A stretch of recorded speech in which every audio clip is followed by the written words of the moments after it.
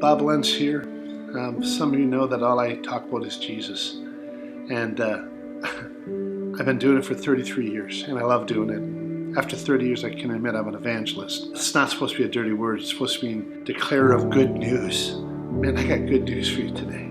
You're loved. I got good news for you today. There's hope. I got good news for you today. You're forgiven. I got good news for you today. There's a future. There's a purpose. Ephesians chapter 4, verse 12 says, God has given gifts to the church, pastors, teachers, evangelists, for the equipping of the saints for the work of the ministry.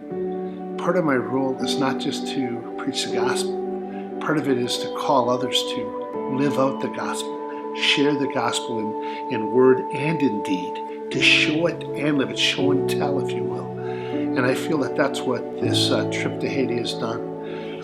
Calling 30 people together to meet physical needs, to share the gospel, to be able to have their own testimony to share, and to know that all of it's supposed to be what? Giving glory to God and winning others. It's time to call the church back to evangelism, that in everything we do in missions, in church services, has to glorify God, but always with welcoming hearts, saying, come, come. Those who are weary, come and find rest. Those who are thirsty, come and drink of the living water. Those who are hungry, come and eat of the bread that will satisfy.